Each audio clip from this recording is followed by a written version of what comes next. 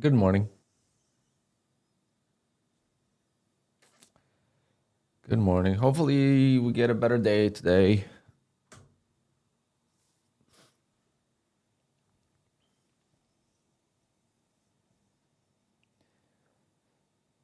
I didn't leave myself that many accounts to trade.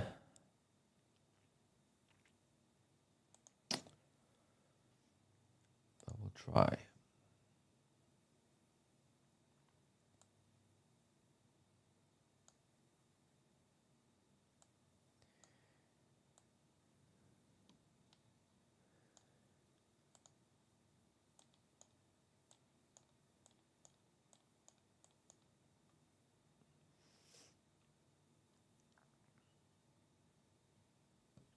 Good morning, guys. Well, started off good. Had an issue with the copy trader as well. So you can see I only made like $118, $128 on Bolonox, and Lucid. Couldn't get the exit properly, but other than that, it was good. Looks like I will be able to request a lead trader funding payout tonight from one of the accounts. And I got denied from Apex again. Looks like I'm going to get denied a bunch of times once I clear out the accounts.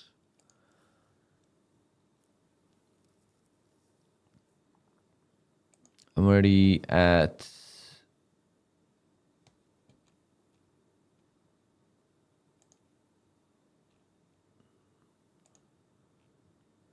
one, two, three, four, five. $10,000, maybe more in denials for this month. And I'm missing the trade here, so it's kind of a bummer, but just no confidence right now. So I might not even trade today. I'm gonna just be here talking for a little bit before I get ready for work. Just no confidence on the setups right now. I gotta play them out mentally. Like, you got a two-legged pullback here. This would have worked, even though I don't know if I would have taken this type of one.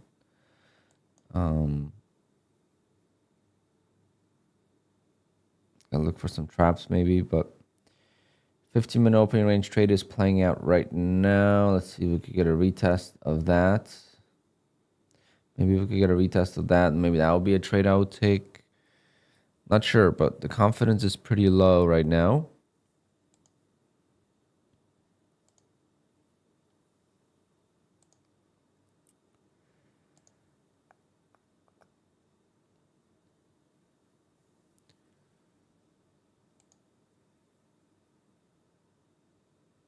What do I mean by once I clear the accounts? Basically get denied one time. If you get denied, it resets the accounts. So that's what I mean.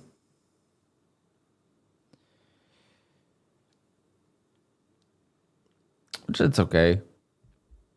I mean, I broke the rules. I just wasn't sure if I broke it on all of the accounts. Last Tuesday was bad.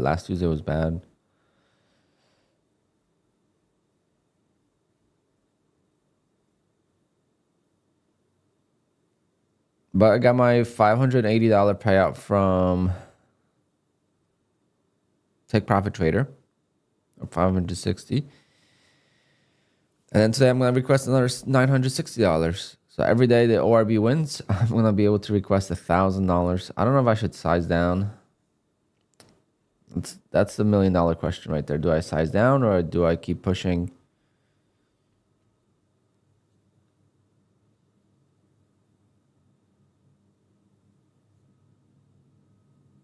Yeah, it's all right. Again, I'm working on August, and even like now I'm thinking about it. It's like, what if I just worked on the accounts for like 3 months without taking any payouts? I'll grow the accounts to like $300,000 or $400,000. Probably make more money at the end of the day.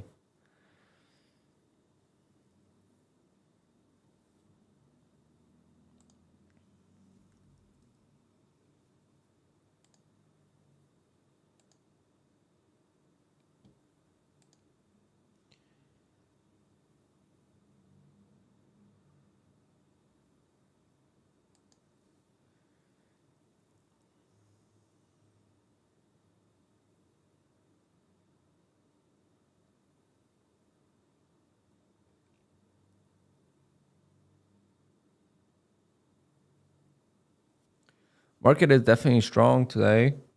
Kind of what I wanted it to do yesterday, but yesterday did not do this. So,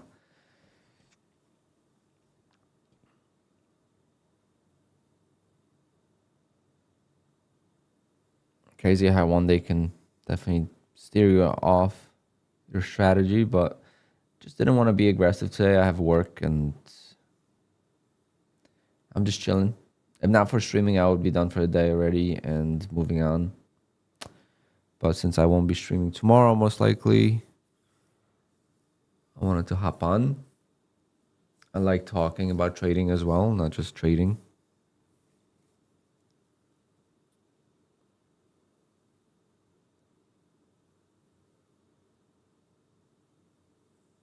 When I started PA, I trade the first 2600 with small size. Okay, so you're like the opposite of me. I trade big size when I have no money in the account, and then I trade big size. I mean, smaller size once I do have a lot of money in the accounts. Because for me, there's no risk on the table when it's a new account, but there's a lot of risk on the table when it's a seasoned account. So if we go by equity here, so I got $6,000 in this account right now. I'm gonna size down starting tomorrow. This is already at buffer. There's no need to push at $1,400 a day. I'm gonna size down to whatever I need to. Now this is just a buffer, so I haven't made any money in this account just yet. So I'm not gonna size down completely, but this account is in 4 days. I've made $6,000. 4 days.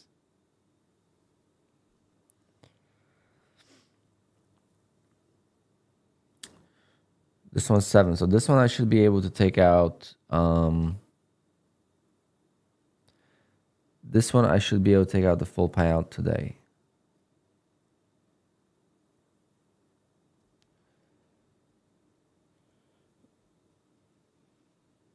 I'm on day number 8, and I think I'm within all the rules.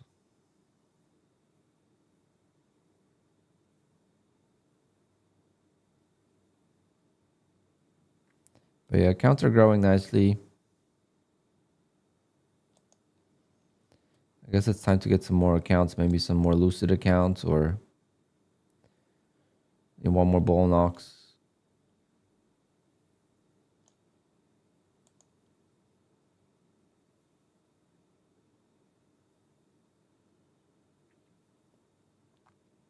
What says RB tricky? Yes, very tricky.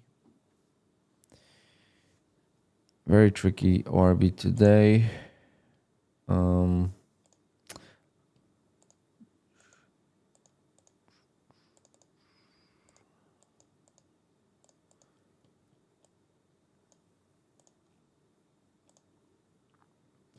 I was able to get it pretty good, but I was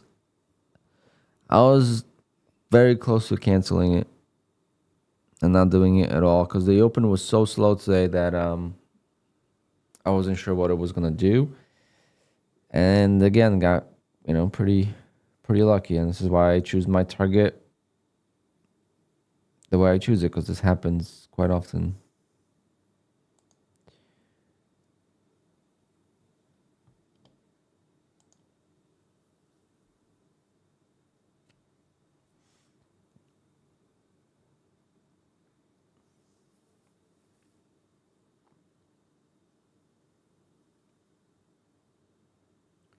It was a very slow open.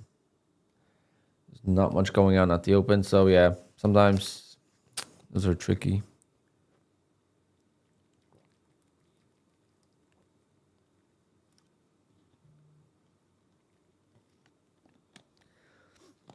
But I've been on a solid streak. Now we have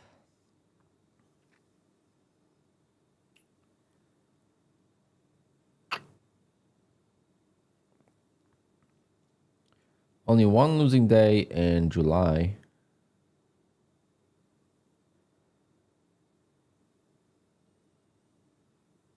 And it's July 17th. So I really regret I really regret doing that on July 8th.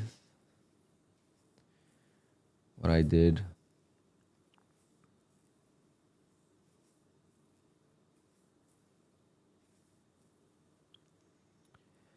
July 8th, I lost 58 ticks. 58 ticks. I mean, that's not that much. Why did I have to make it back? Could have just...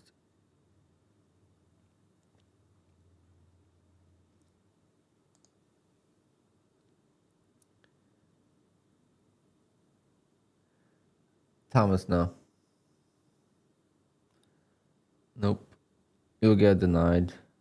Unless they miss it, but I just got denied.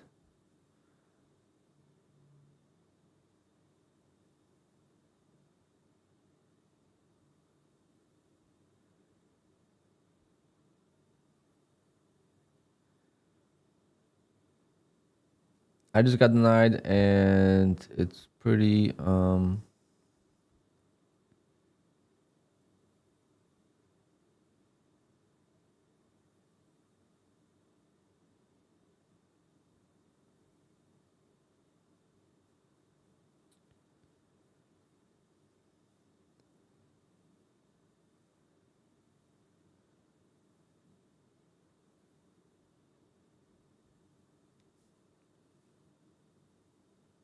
I don't know what I was saying. I'm distracted here on my phone.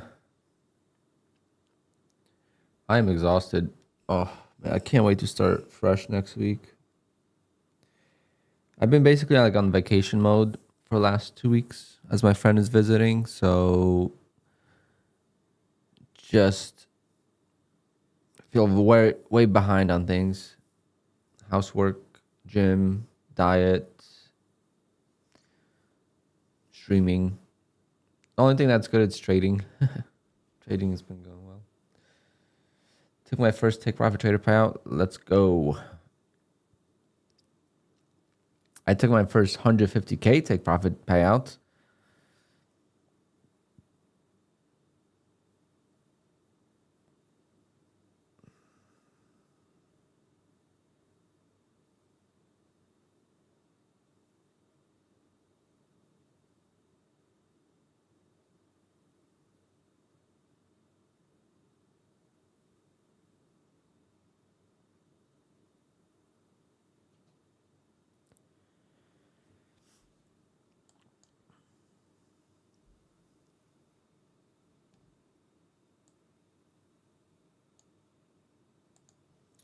And now today I'm going to take another one of $960. So whatever. That's going to be after split. Oh, guys, by the way, speaking of Top Step, kind of reminds me of Top Step. Not sure if it's 100% them, but I did get a fraudulent credit card charge yesterday from Australia. It actually went through. So this is the second time I've seen my... First time they declined the transaction. This time they did not. So yeah, when the prop firms got hacked, they got hacked. So I gotta get a new credit card. And hopefully I could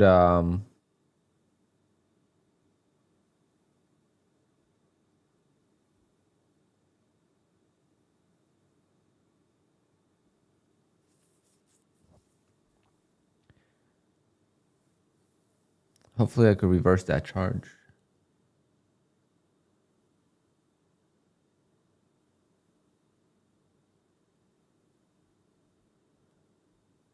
Yeah. Yeah, Apex has the two-factor authentication, but I don't even have my credit card on Apex. I have to type it in every time. I have it saved on my computer, but not on Apex. How do you do it, bro? Every stream you are in profit on all accounts. I have a strategy that's very, very, very, very consistent. Just when it doesn't work, it's a big loss, but... Well, now they do. They used to never have it.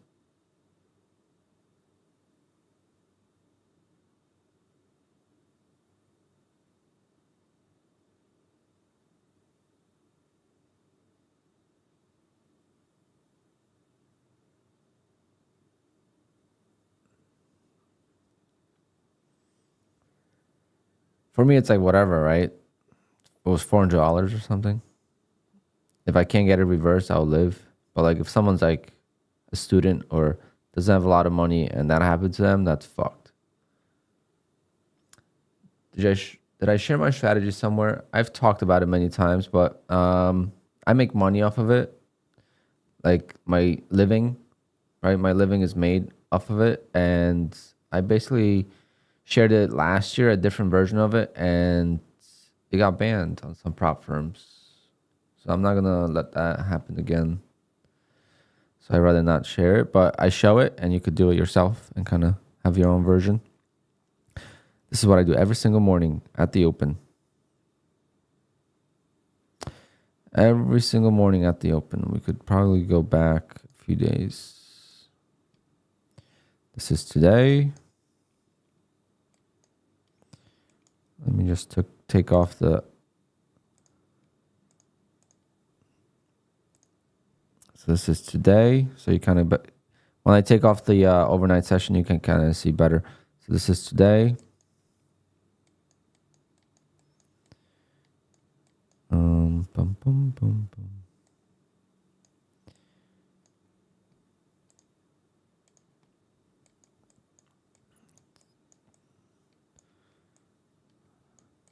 This is yesterday. It's also a long yesterday.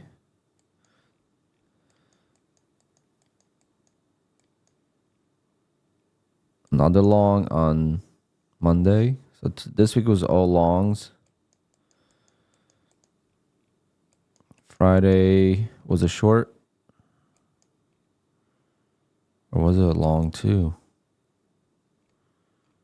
Yeah, Friday was a long too. Friday, I almost lost actually. It's actually worse to see this without the overnight session.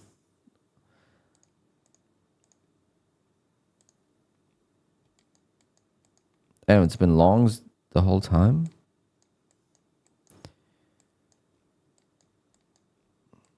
Long here. Oh, this is very similar to today.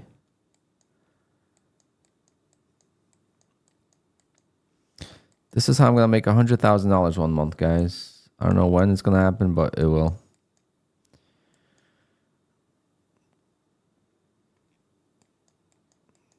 So every time at the open. Let me show you one more. I guess all longs lately, but I have some shorts as well. Again, this was just last 5 days maybe. I prefer longs anyway.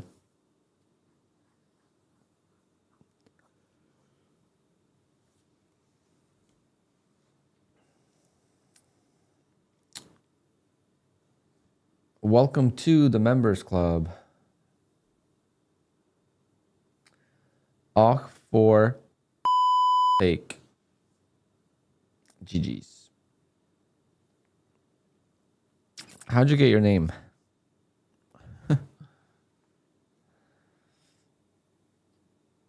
Yes. Stock market open 9:30 Eastern time.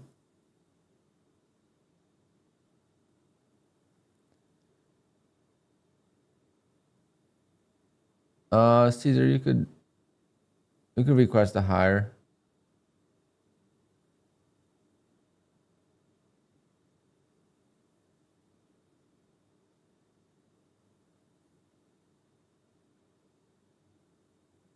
It's so strange after each ORB market crash so badly. I don't think it's strange. I think it's just the market doing the market wave. That's why, you know, when I miss out on big moves, you know, people ask, why don't you just do a trailing stop? You know, so let's say I get in long and then when it goes 50 points, and that happens a couple of days in a row, people ask, why don't you just do a trailing stop? You make so much more. And then this will happen like I just showed you in a few instances in a row. And all the profits from these last few days would have been gone, because if I would have had a trailing stop, it would have been gone. So that's why you can't teach a strategy. You got to learn it on your own. I have my thesis on it, and I'm very efficient with it. It's not the best strategy or the best trading, but definitely makes me money. And I don't know if you could do it. You know, if you don't come up with it on your own, if you don't come up with a strategy on your own, you will give up on the strategy very, very fast. The moment it doesn't work, you're going to give up on it. Because you just don't have to believe. You're doing it because someone else is successful. And the reason why I'm successful is it's intuition, right? A lot of it is intuition. If this was a black and white strategy, then Jesus, prop firms would be gone. You know, if any profitable trader had a black and white strategy where it's like this and this happens, you take the trade every time and it wins, you know, 99% of the time, then prop firms would be in deep trouble.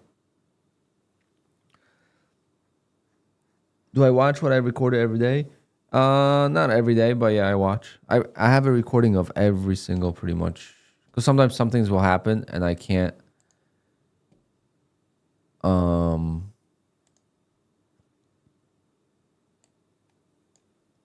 this is this year's recordings.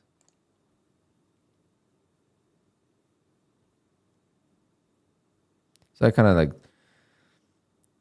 so today was slow open, but got it. Yesterday was tricky, but waited it out and I got it.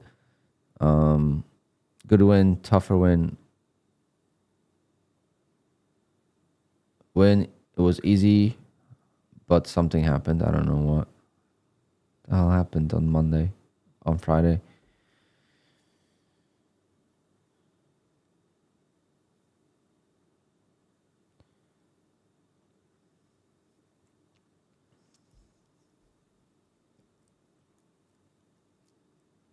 This was my last loss. This is why I'm getting denied on all Apex accounts.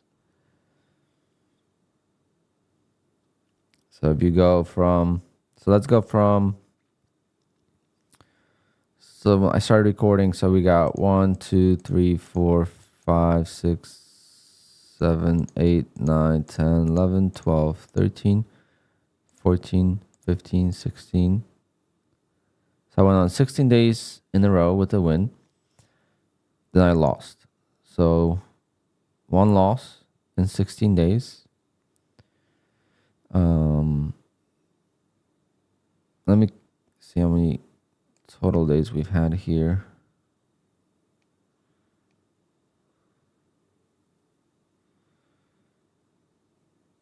$44 days. I'm pretty sure this is old. That's gotta be old. Yeah, it's from March. So just these days, 44 days. And how many losses? 1, 2, 3,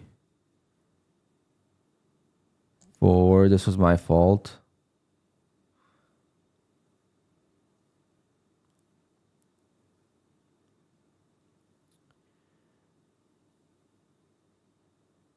And 5, I think. 5 losses out of 40 something days. This one was definitely, this one was so bad. This one's not even ORB. This was just, I didn't get filled, so I chased. So 4 losses really on the ORB. So it's not perfect. That's why I want to get, Quant Guard and protect myself.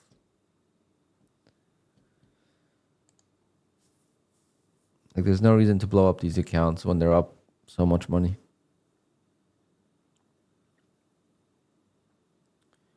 Yes. It's a big stop loss and small take profit. Take profit is from 20 to 36. That's the range.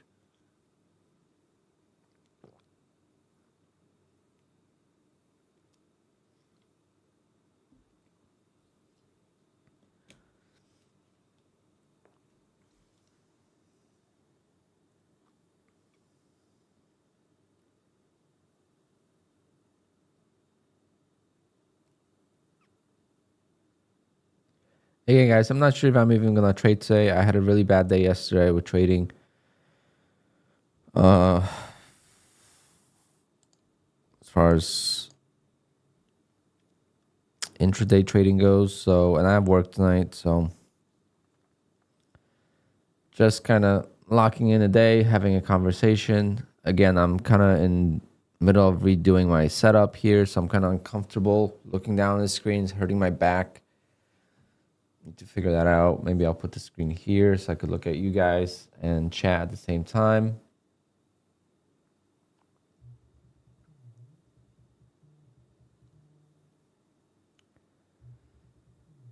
How's your week, guys? How was your week? Anyone got any exciting payouts? What's happening? What's happening? We could also do a giveaway, of course. We do have 2 more Apex codes to give away.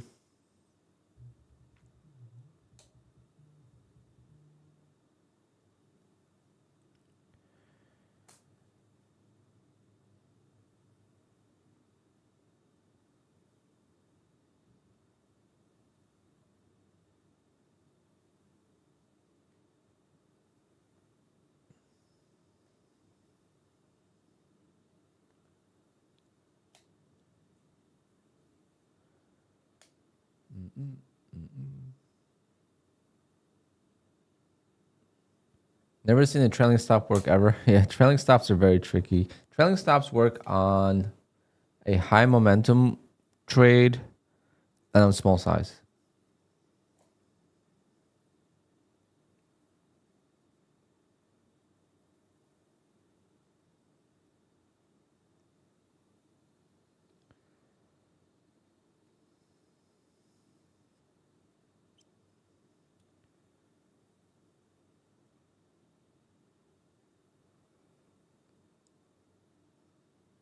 I don't know anything about Forex prop firms.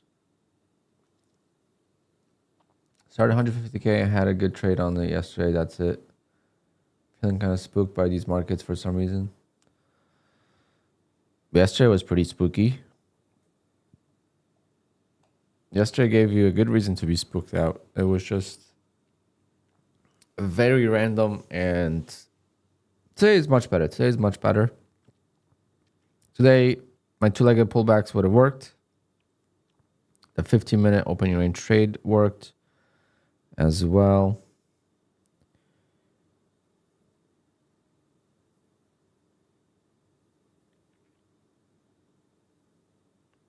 And the 15-minute opening range trade worked yesterday too. I just got greedy. No, that was 2 days ago actually. But we saved the account. Yesterday nothing worked for me.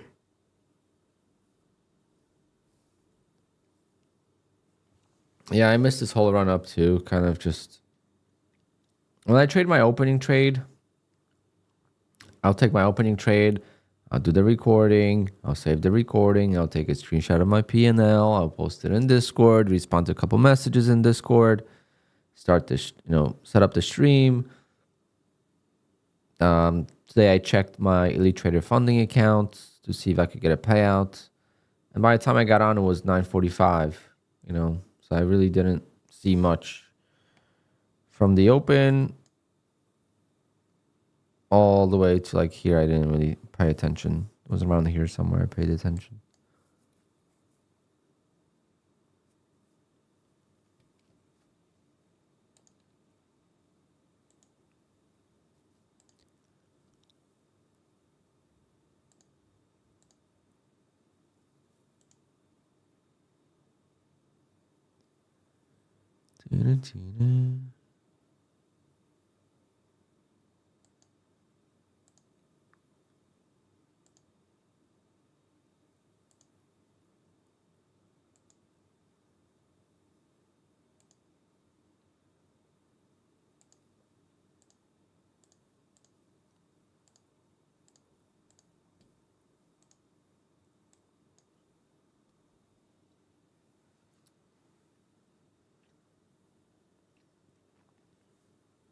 First 10 people could join.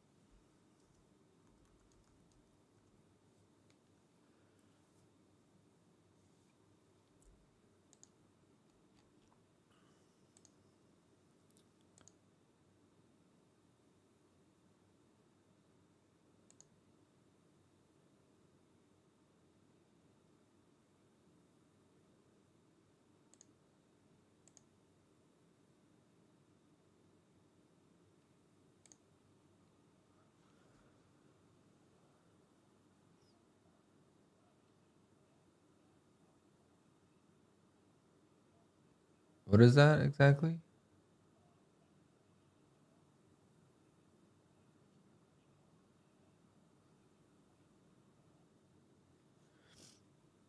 Alvin, I don't know what that is exactly. What I'm looking at here.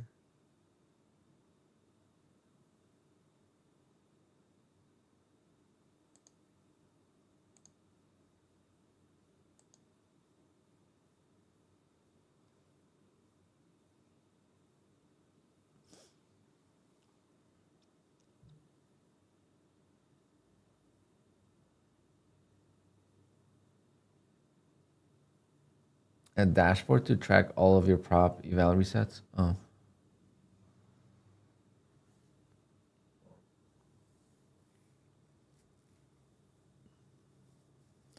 Maybe that would be better for me to freaking cancel evals. I just gotta rebuild on Tradeify, guys. I have 5 accounts of Tradeify. I don't need any more. I just gotta rebuild. I'm terrible at canceling evals, so my statistics would not even be accurate. I hate it. I need someone dedicated to just go on my accounts and cancel everything.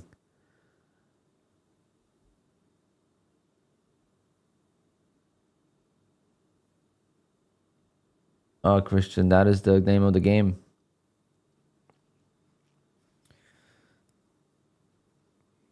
That is the name of the game. How do you know? Watch the market open for 2 years and you'll see every single, possible open. You have the violent opens, the slow opens. Just watch the market open every day, and then you have to adjust to it yourself.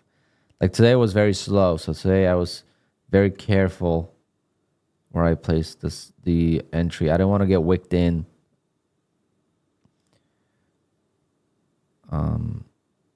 Still could have been wicked in, obviously, but is 250K really good account on Elite? Yeah.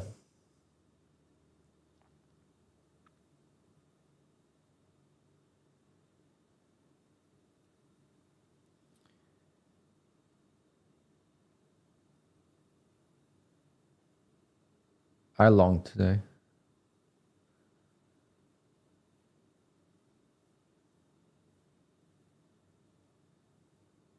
Yeah, we retested the opening range. It's always a good retest.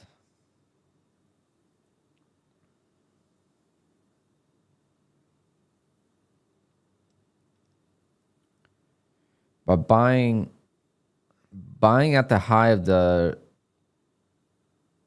of the retest, it's hard. You need some kind of confirmation first.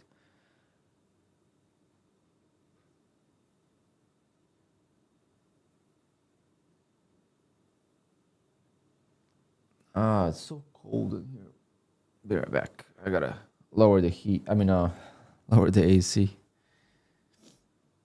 It's cloudy, so I don't need as much AC.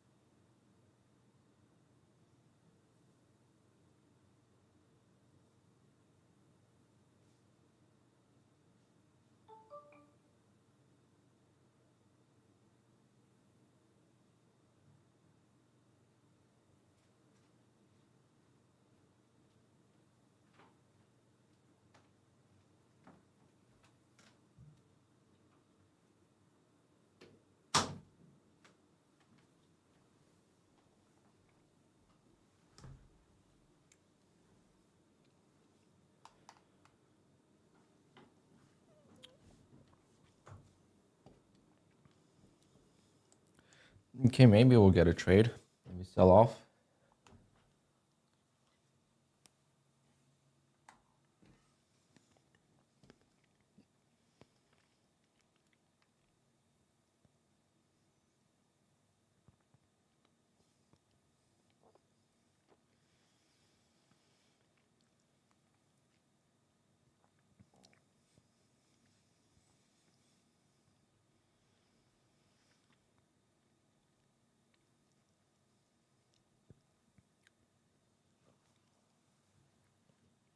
I'm trying to think about two-legged pullbacks to the short side.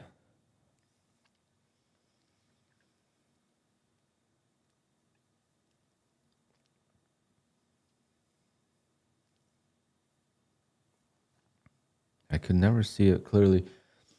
Maybe I'm going to download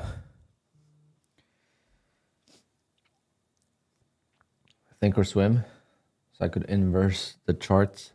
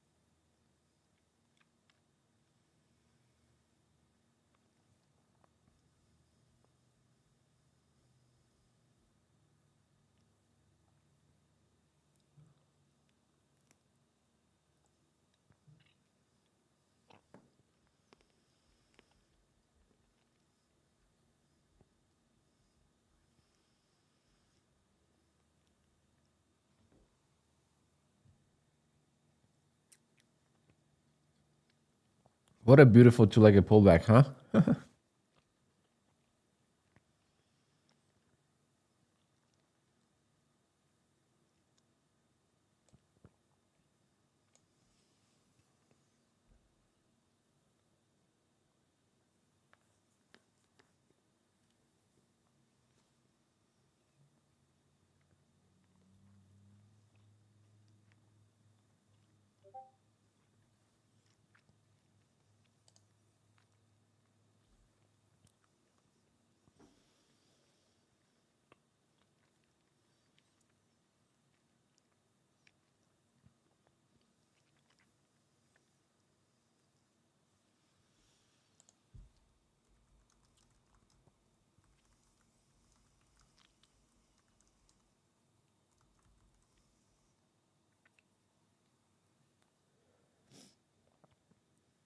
Did I stick to the 500 tick chart? No. Here's the time chart, 30 seconds.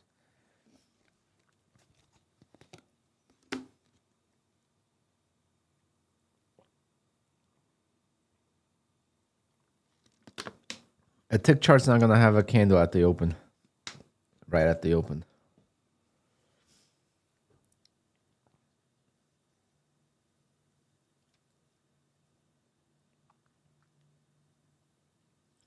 Can I trade a live account with the way you trade now? And if you have, how would you do it? I can. But it would have to be...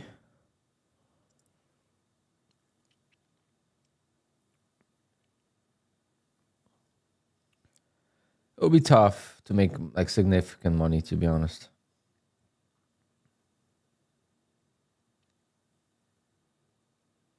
So it would have to just be, you know, 5K a month or something like that. How would I do it? I would just set a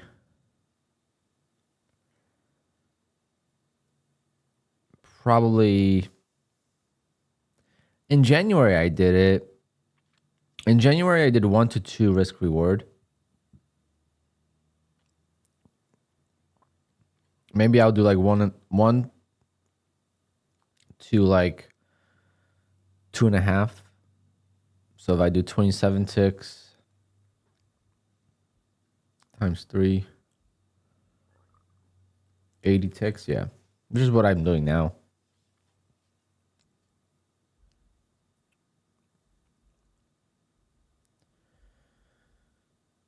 But if I could do like 2.5 times 67, that'll be even better. I'll probably just have to use a tighter stop loss, which would definitely lower the win ratio. But obviously, with the live account, it's different. You can't lose that much. But I developed a strategy for obviously knowing that I could scale up the accounts.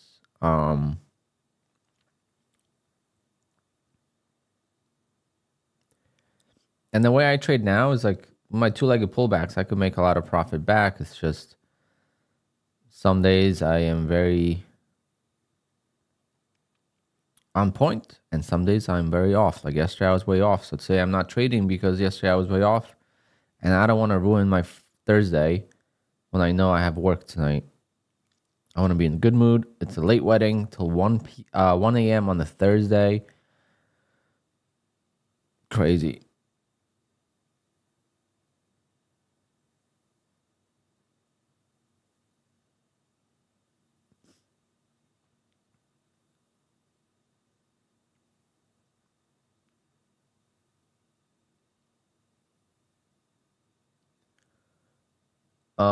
People go to work tomorrow. People that are going to this wedding definitely took the day off tomorrow from work. And if they didn't, they're not there to party, so they're going to leave early. But most people will take off from work and they'll have a good time. Do people recognize you at weddings now? I only have 20,000 subscribers, guys. 27,000. Unless you have... I would say like 500,000, then maybe you'll run into some people. But even then...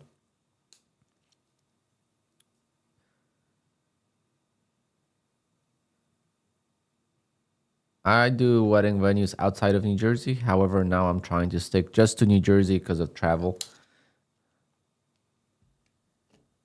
I'd rather just do New Jersey. Easy. Otherwise, it gets in the way of trading too much.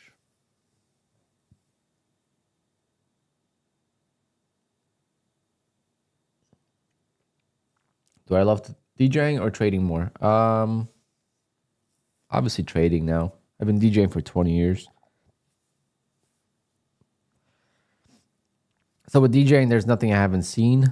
Wow, what a move. This is exactly what I wanted yesterday, and we got none of this yesterday. Oh, until I've ended the stream. Of course, after the stream, there was a big run up. But what do I love better? I don't know. I love DJing a lot. Like this past weekend, I had sick weddings. I had sick weddings.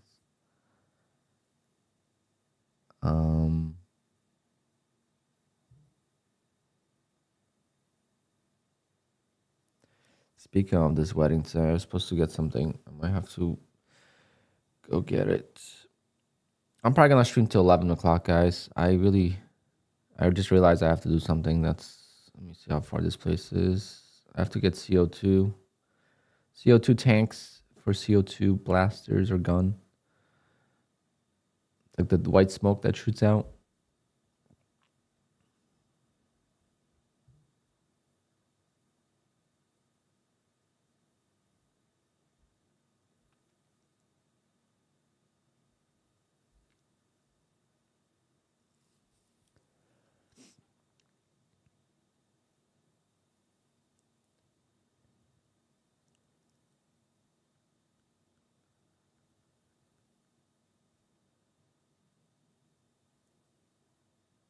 What a move.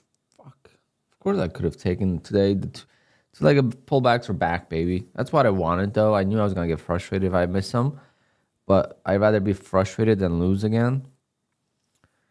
So at least my confidence will be back for Monday. These are amazing. You got one here. You could have taken another one there. Obviously, this one here. We had maybe even some traps. Even to the downside, we had some two-legged pullbacks too. But the retest of the 15-minute was pretty good. Retest of VWAPs. There's so many different strategies with this.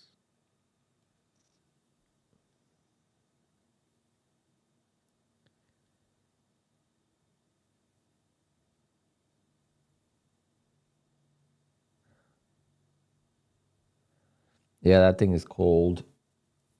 It's very refreshing.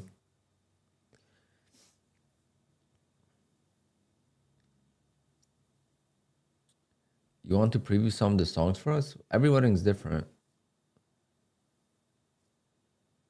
You gotta love music.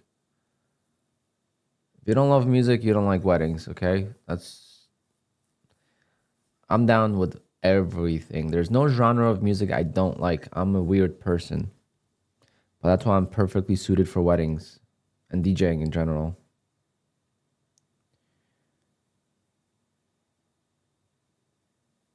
DJs that have preference in music will be biased towards that music and they will do well in that environment. But if they go outside of that environment, they will like you can't take a club DJ to a wedding. It's just not gonna work.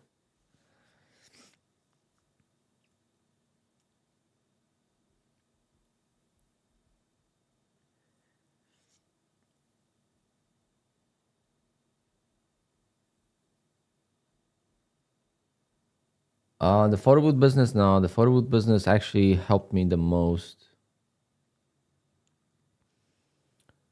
Strip club DJs are not even DJs. They don't even DJ. They have to end the song, so the dancers know when to finish the lap dance. Otherwise, if you DJ like a real DJ, then they would not even know when the song changed. So yeah, you would have an unlimited lap dance with me.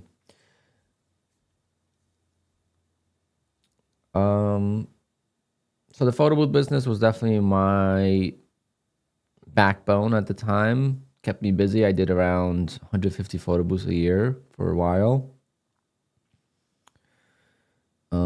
which was around like on average around $700 per photo booth.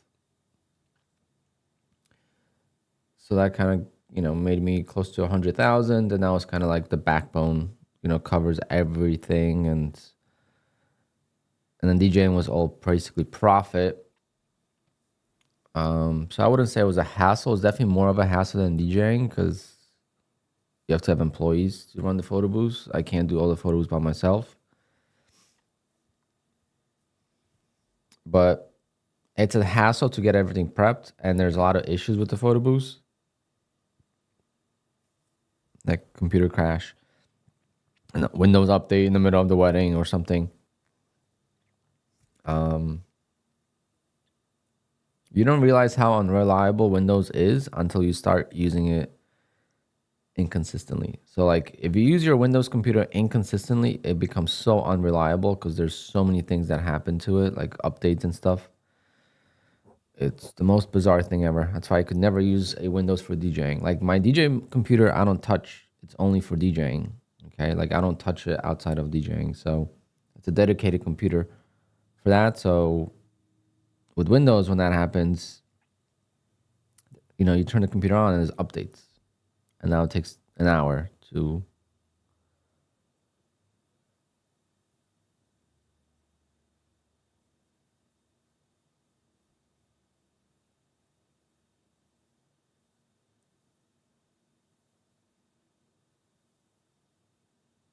Special favor or request? I think Dead Mouse was a recent one. Was Dead Mouse, and Cascade. I think it was I Remember. Was that I Remember? No, it was Ghost and Stuff. You know that song, Ghost and Stuff? It was sick. Because if I played at any other wedding, it would just not work. This past weekend, I had a couple. This past weekend, I played that song, Stomp on the Ground by Italian Brothers or something like that. That song came out in 2008. I've never played it before.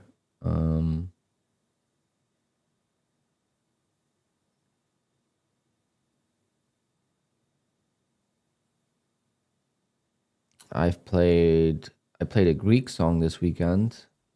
It was a really fun song actually. So, the list is endless. I do a lot of multicultural weddings. Turn off the update settings. You can't turn it off permanently. It will always ask you to do it, and when you skip it for like a year, eventually it's gonna catch up to you.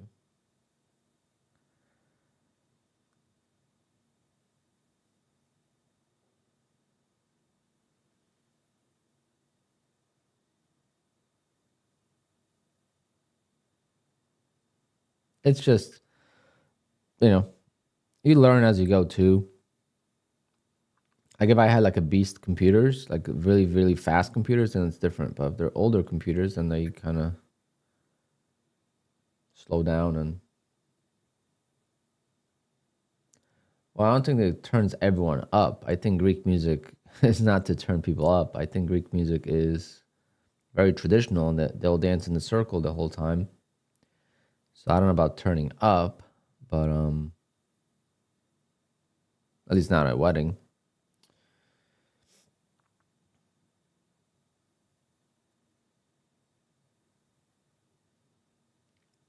Then Saturday I had an Ecuadorian wedding.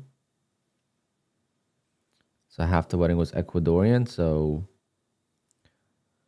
played some Ecuadorian music, but also a lot of Spanish music, which I love. And they wanted some old school reggaeton, which was great.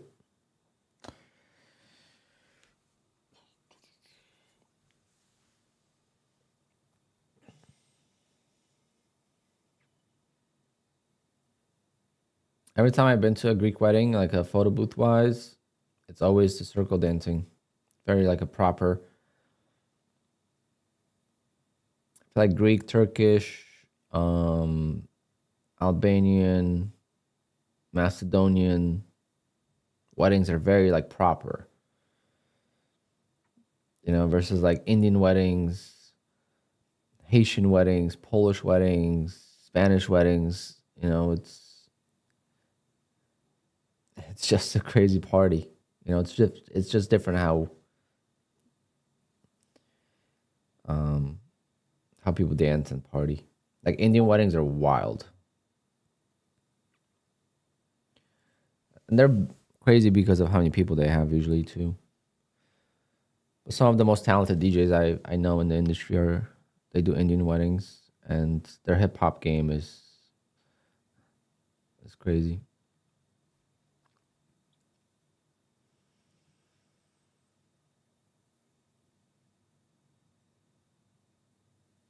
Yeah, I like Haitian and like Jamaican parties. 'Cause, like soca and stuff is it's very nice.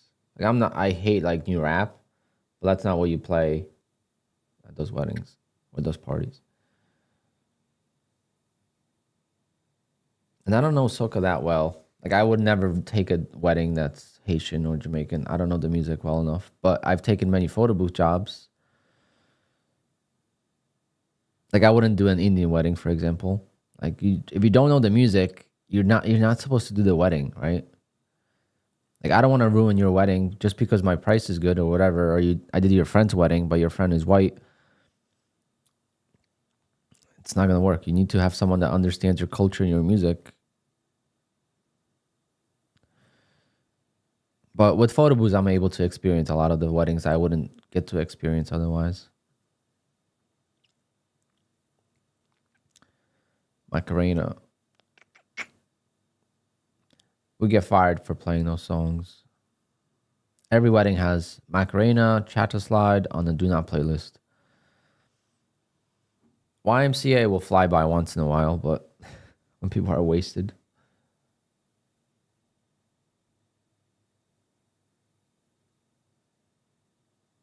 Yeah, if you don't know the music, and a lot of people do it, you know, a lot of the DJ companies will take whatever they can. Like, yeah, we'll take care of it. It's just like, nah, like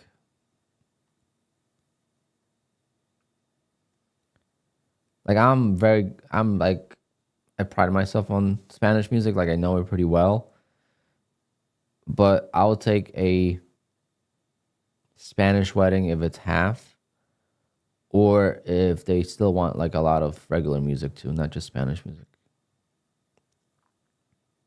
Even though I could probably get by, but if it's a full Spanish wedding, then they should have someone that speaks Spanish as well.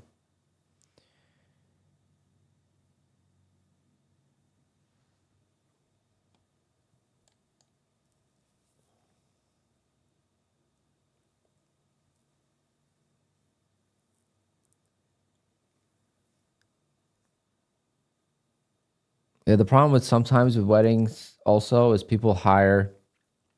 So I did I did a photo booth for one of the NFL players from Patriots.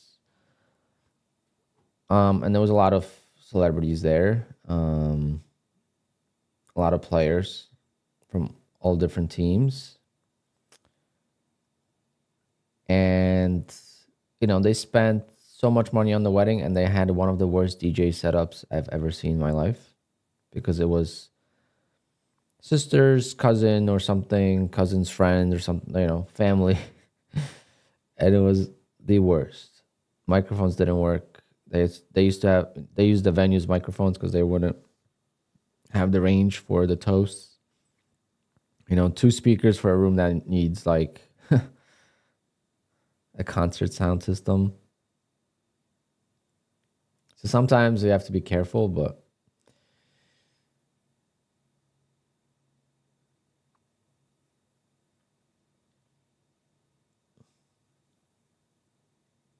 all right, guys. I don't know what to do.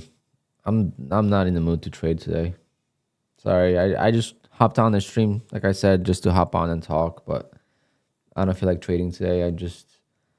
Yesterday I got my butt kicked, and today I just want to relax, and I got so much to do for this wedding. I got like 4 errands to run. Oh, because I blew one of my speakers. That's why. That's one of the errands I got to do. I blew one of my speakers, I guess, 2 weeks ago. I found out last weekend.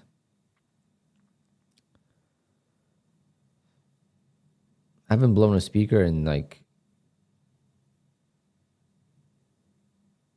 8 years. I actually like the action today. I actually like the action.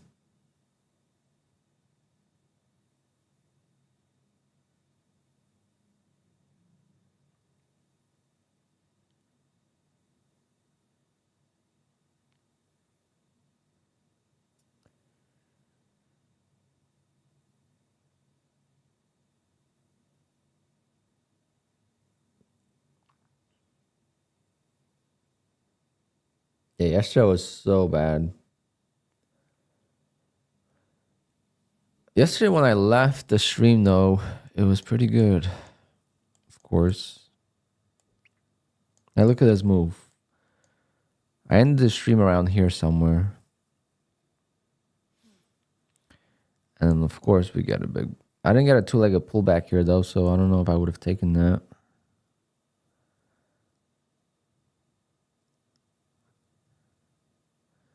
We got a 2-legged pullback here, then the trap. I was burnt out already, so probably wouldn't have taken it, but I finally went up. This was a good one. This was a good one.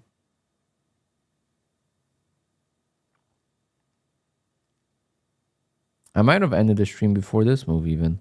I forget when I ended it. But next week, guys, I'll make up for it, guys. I'll make it up. My friend's leaving to California tomorrow. So today's our last.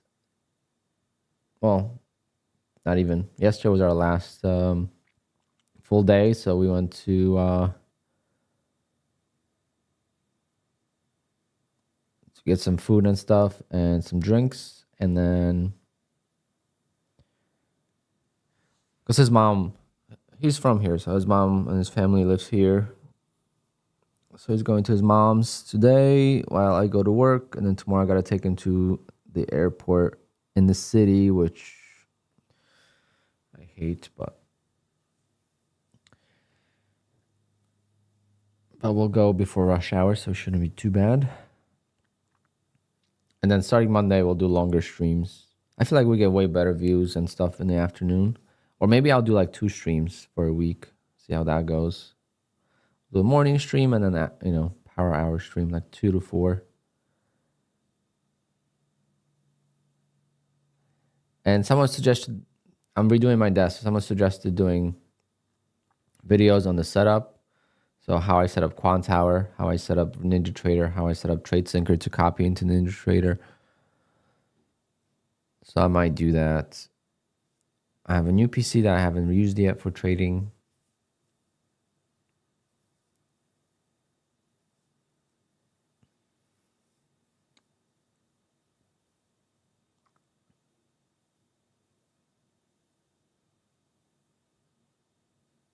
Yeah, there's like 5 things you need to do with QUANTOWER to make it good.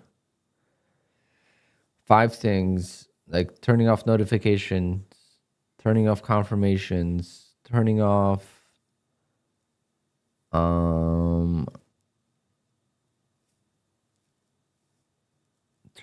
the copy trading limits. Like it's limited to copy trade. Like when you copy trade, it's gonna limit you to like 15 orders or something. I forget what it was. Trading protection, yeah. Like this is a default. If you have this on, check your QUANTOWER if you trade your QUANTOWER. This must be turned off. You won't see an issue until you start copy trading a lot of accounts. Then you gotta install. I'm gonna put a link for this. How to install that.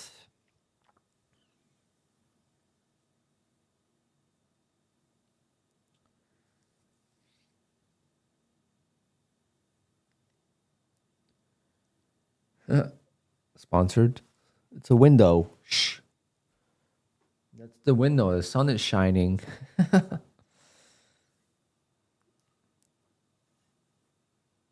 I'm using my other capture card and I'm trying to figure out how I want to redo my office again. I don't know if I didn't like it better last time.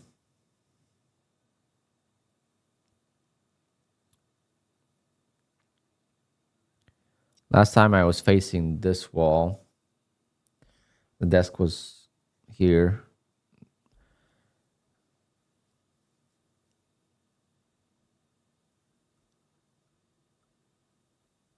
Then my desk is in the middle of the office. I didn't like that. So then I switched the orientation and now it's like, I don't know. I'm never happy with my setups. I want to pay someone. I want to pay someone to come design my office. I'm sure Tory Trades knows someone. There's no way Tory Trades does not have someone come in and set up her studio.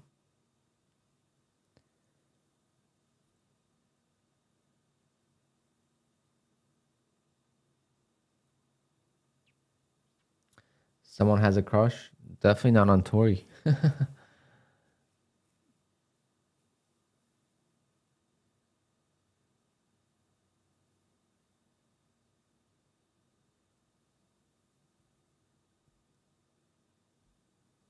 I got nothing against Tori.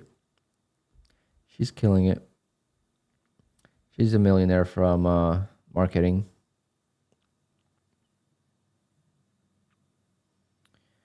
But I just don't know if I don't know if I like someone selling a course when they only make $100,000. If you make $100,000, how much money can the person that's learning from you make? Like, I want to learn from someone that's making $5 million, so I could be 1% as good as them and make something out of it, you know? If their full potential is making $130,000 in a year, how much am I going to make? Like, I'm not going to be better than them. It's not going to be possible.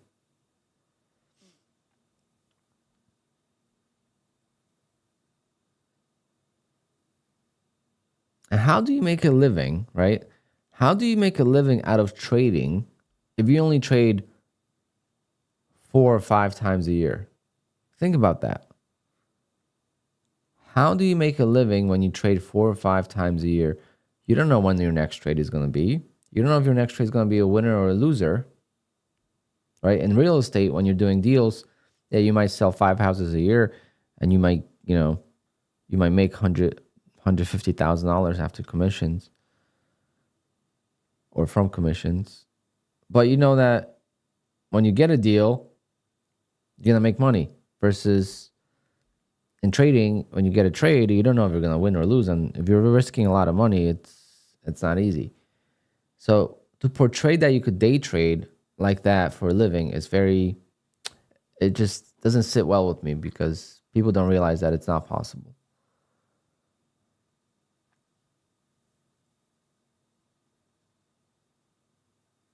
I'm here telling you guys, I'm still DJing because one, I love it, but two is because of security.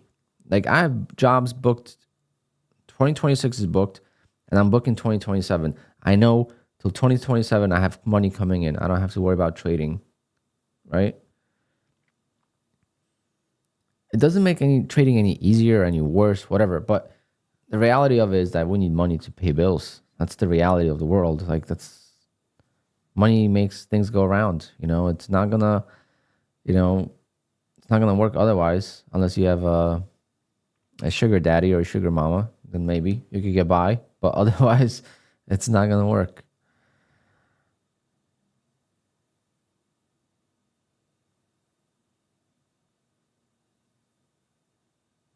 Yeah, it's just that's the problem with it. It's selling a course, doing a trade that you don't know, and then making this a whole lifestyle thing. Like, yeah, you're making millions off of the courses, but still, like,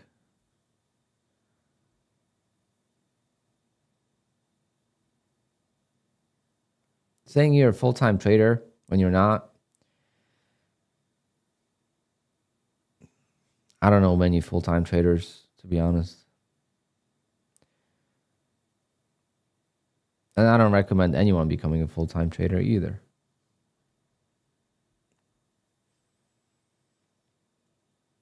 If you plan on being a full-time trader with futures and prop firms, then you should be working on a YouTube channel. Or it looks like you don't even need a YouTube channel anymore. You could just do Twitter. If you just promote on Twitter, you can make money too.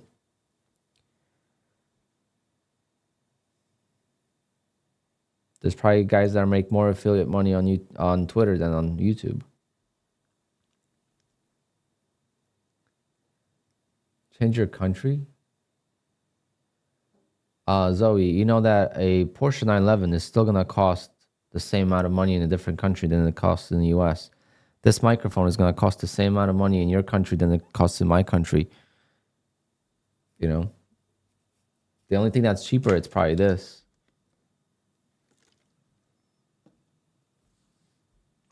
You can make a living for $150,000 anywhere in the world. That's not my point. You missed the whole point.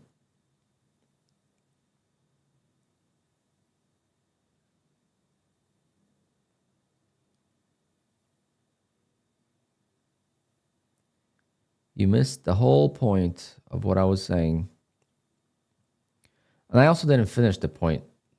To your defense, I also didn't finish the point. My point was I'd rather make $150,000 every day, right? So every day there's money coming in. Every week there's payouts. You know, you trade every day and you take out $150,000. That is way more realistic to be a full-time day trader than it is to make $150,000 trading 4 times a year. That was my whole point. I wasn't talking about making $150,000 and not making a living. I was talking about the way it was made.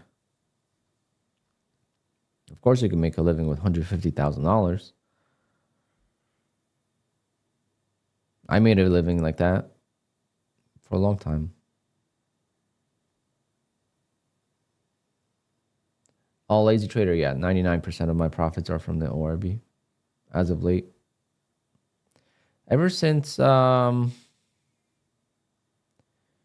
think it was sometime in late June.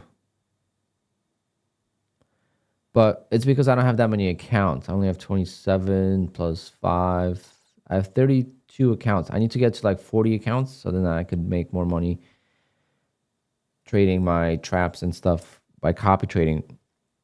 The reason why I make so much more money on the ORB is because obviously I take big size and I take a lot of accounts. But I take the same trades with every other trade that I take during market open, right? Regular hours. Same thing. Two contracts, 27.6. The same thing, but I don't do it as many accounts. And then I don't increase size on some accounts. I just have a very, very, very high win ratio. I'm at 91% win ratio right now with my opening range trade.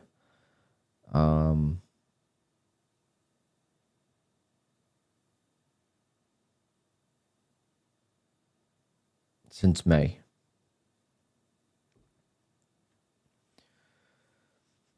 And I just got to avoid the blow up days, right? So last time I lost an O or a B, what did I do? I continued to trade that day, was in a bad mental state, and I blew up a bunch of accounts. Even though I could have saved the accounts too, it was crazy. It was the craziest thing that mentally we could still go through this. I started trading. So I lost on the, here's the timeline. I lost on the ORB, right? I stopped out too soon. I didn't let it go to my full stop, and I stopped out too soon and ended up losing, and then it went right into my direction, right? So I would have won. But I only lost like 57 ticks or 58 ticks that day. So I said, all right, I'll take, my regular setups, but I'm just going to trade the same accounts. And then I'm going to try to, cut some of the loss back, maybe by 20, 25 ticks. And then I'll be down like 30, 35 ticks on a day. Which then in 2 days, I could make all that back and be profitable again. Well, next trade I take, it wasn't like a clean trade. I lose a little bit more, I think it was. And then, so initially I just wanted to make back a little bit. I didn't want to get to green. I didn't want to, break even. I just wanted to make some losses back. Well, eventually I got so like pissed off or whatever happened. I got the accounts to green, but like 3 accounts blue. So I held the loser, like 3 accounts blue. So then the price went into my favor and I was up in green like 100 to 200 bucks per account, and I didn't close it. I closed most of the contracts, but I had like maybe 4 contracts. I closed 3 out of 4, and then 1 contract was left, and then it pulled all the way back. I blew up some more accounts, and then some accounts went to green. So it was just a whole day of like nonsense that it didn't have to happen, but it happened. So I'm trying to learn from it, and I'm trying to avoid that mistake again. So I really need to download QuantGuard this weekend and set it all up so that way I don't lose these accounts in one day. I think $2,000 loss is like, once I'm at safety net, $2,000 loss should be like plenty.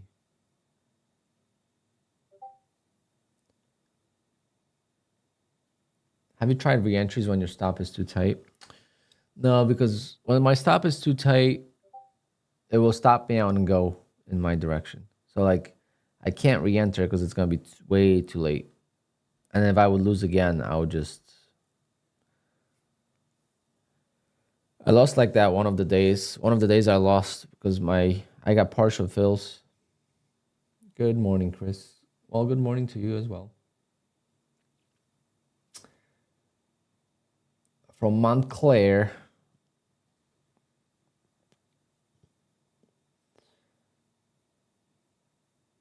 But yeah, it's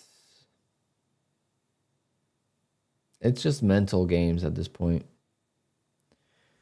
I don't know what other I don't know what other prop firm to trade with now. I'm trying to think what prop firms to trade with. I gotta scale up again. Definitely want to scale up with Take Profit Trader, that's for sure. But then I'm maxed at Tradeify. So Tradeify, I almost blew the accounts. Let me show you guys the Tradeify accounts on Tradeify's website. Look how close I was to losing the accounts.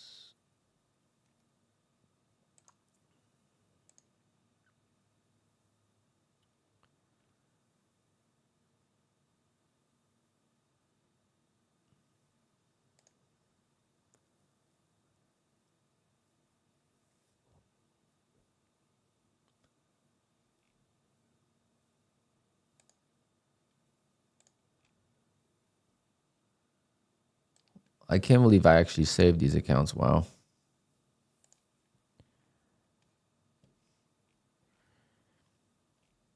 So I'm up today. I am up another.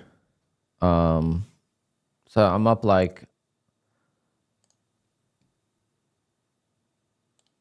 this is my actual P&L now. So I'm up like 1,100, right?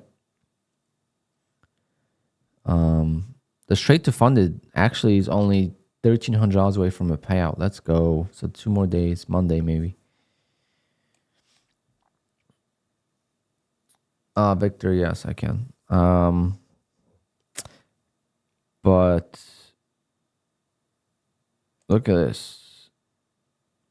$3,800 loss. The max drawdown is $4,500. And I saved these accounts. How? I don't know. Would have been up a lot more too, because this day I should be up $800. It was an easy ORB, and I messed up the copy trader. And there's also another day. Wow. And there was another day that the copy trader was not even turned on. I forget what day that was. Oh, July 10th. You could see it's missing. So July 10th, I missed out on $800. And here I missed out on $500. So I should technically be up more than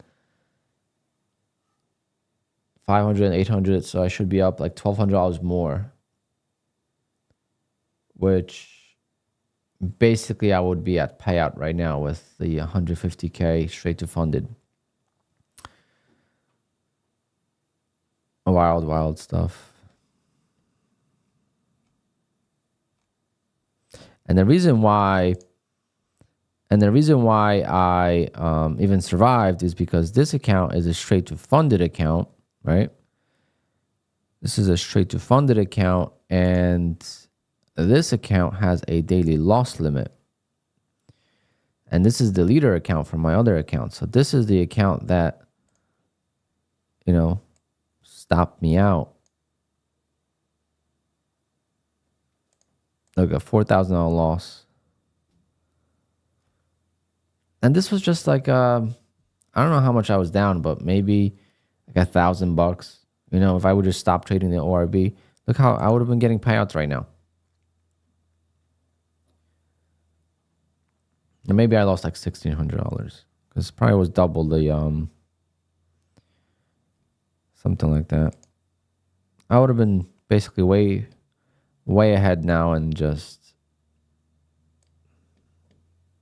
yeah. Whoa. Good day to be a long trader today, guys. Fortunately, not for me.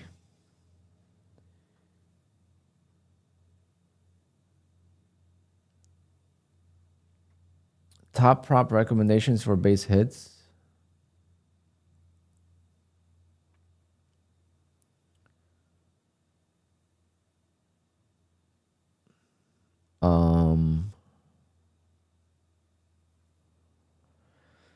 If you're gonna do base hits, then every prop is gonna be good. I mean, there's no prop firm that's not good for base hits. There's some props that, you know, I would say most props cater towards base hits, and few props cater to big days.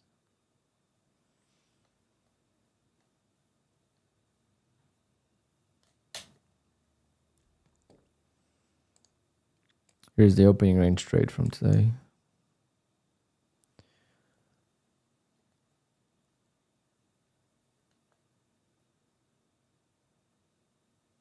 I can't believe I put that much risk on the table with this opening range trade, and that I made $12,000 on my Rhythmic account and another like $3,000 on my TradeOvate accounts.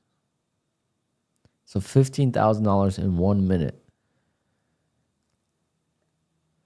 Oh man, I don't get excited because it's obviously not payouts, and I just got denied a payout again. So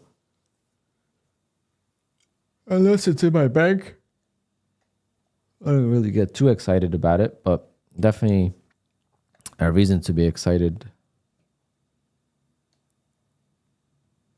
This win ratio is great. Does Bullnox take long to pay? No, they don't, but Bullnox is very infrequent payouts.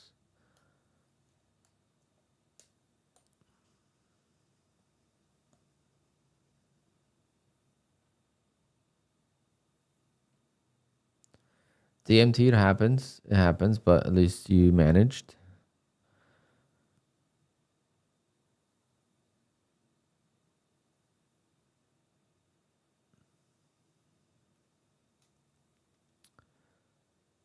Hopefully you DMT, hopefully you took some losses along the way. You didn't just hold, because then you get denied a payout.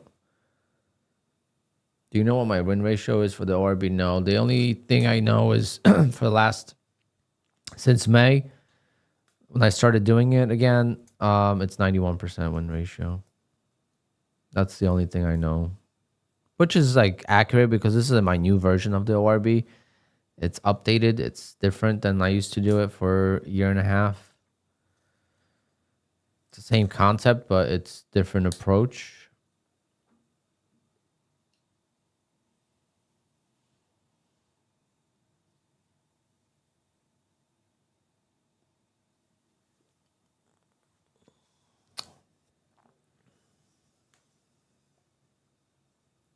Can I share my approach? I share enough that if you watch every day, you'll pick up things, but you're not gonna be able to replicate it unless you watch the open every day, right? Watch the open every day, and whether it's on sim or on eval, take the trade. Take the trade every single day and see what you could come up with. And what you want to do is you want to take either micros, so you could just not have any emotional attachment to it. This is just practice, right? You want to see if you could string 5 wins in a row of 25 ticks, for example. Maybe I started with 9 ticks, okay? I started with 9 ticks. That's how I came up with the strategy, was 9 ticks. Then I moved on to 11 ticks, 13 ticks, 15 ticks, 18, 19. Then when I got to 20, I was like, wow. And then I was like, wow, if I just do one more tick, it's going to be $100, exactly $100 for every contract.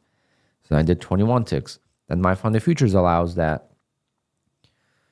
And now I do 25, 26, 27 is my most common. But I've done 30 before. I've done 20.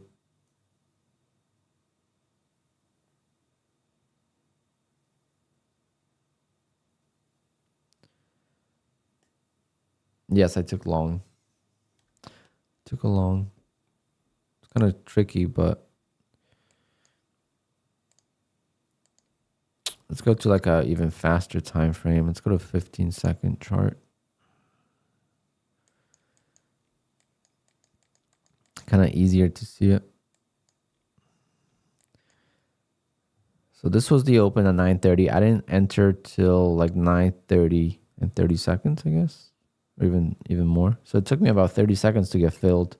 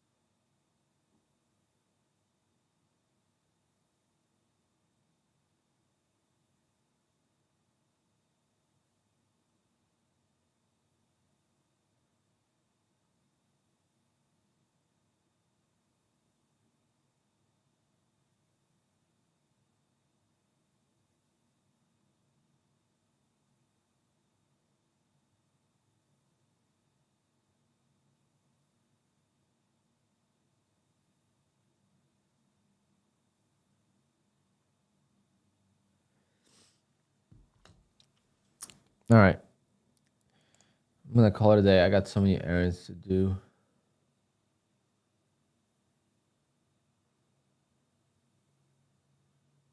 Yeah, I think sometime in November we're going to do it.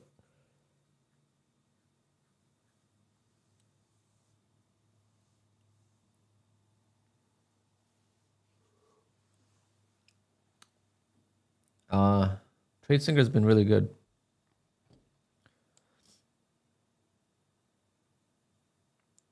So TradeSync, I guess we could compare really quick.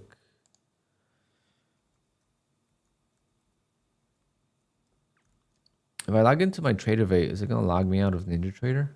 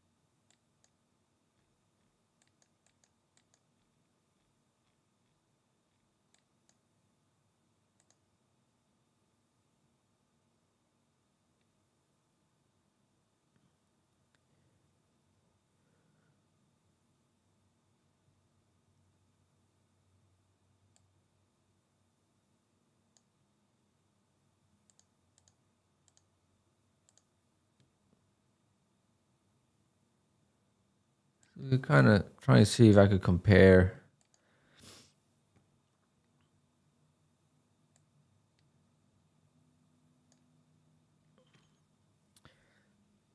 So I got filled at 23,111, and then my sells were at 23,118, 23,117 and 3/4. Kind of interesting there, but yeah, that was my fills here. So let's compare it to my QUANTOWER.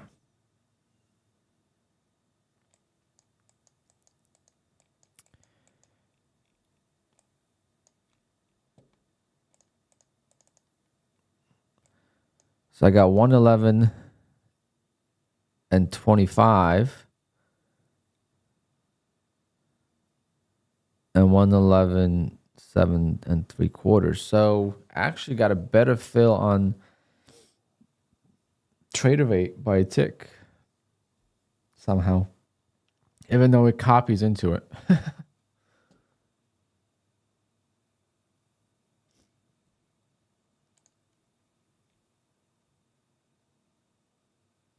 Oh, maybe we'll get a big rejection here. But yeah, TradeSync has been solid for me. I haven't had any issues as of late. I actually had a QUANTOWER issue today. They didn't sell me out of my few of my accounts. So I took a small win. I would have had extra like $1,000 probably.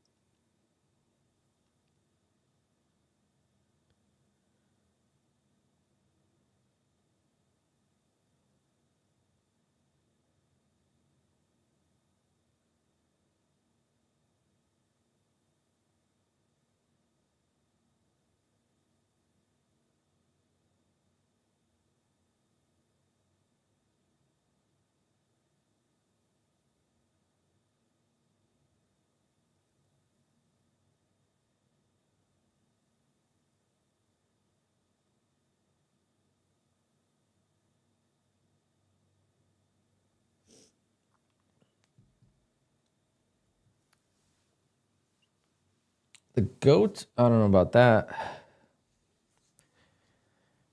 I'm doing good. Just tired and getting ready for work. I didn't do any prep work for tonight's wedding, so I got to do that. And I got to go do like 3 errands, which is going to take me about 2 hours. And I got to go to the venue at 4 p.m. So it doesn't seem like a lot of things to do, but 4 p.m. is going to be here so fast. Like, that's why people don't realize when I have to DJ a wedding, it's a full day ordeal. It's not just nighttime, it's a full day worth of work. That's why usually, this is what today's a little bit different. I don't know why it's different. It's just Thursday versus Friday. But like typically on the Friday, this is why I don't stream on Fridays when I work. Because I'll do my opening range trade and I'm checked out. Today, I have a small setup, so it's not going to be bad. Our time is moving way too fast. I don't know if that's something that is just me. But for me, I don't know how to control that. How do you slow down time? I always feel like I'm in a rush. I always feel like I'm not. Maybe it's because I'm not preparing enough or something. I don't know. But I always feel like I'm in a rush. I don't have enough time to do everything I need to do. System, yeah. Yeah, I don't have a system. I'm very like, I go with the flow. But then you find out you got to do something last minute. Like right now, I just found out that I got to go get CO2 tanks, which the place is like 30 minutes away.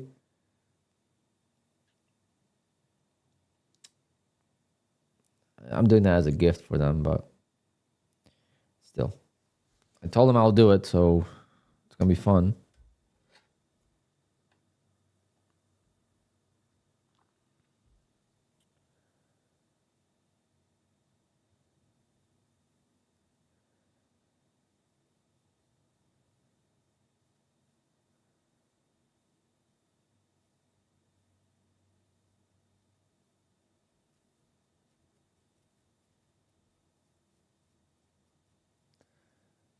Wake up early. I mean, I would love to, but I go to sleep so late. I'm not going to be home till 3 o'clock in the morning tonight. How am I going to wake up early tomorrow? There will be no stream tomorrow, guys. I said that many times, but I just want to repeat.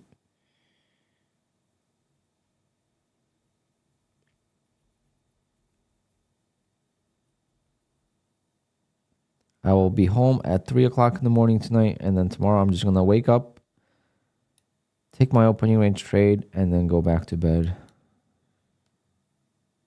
for like an hour or two. I'll be waking up around this time.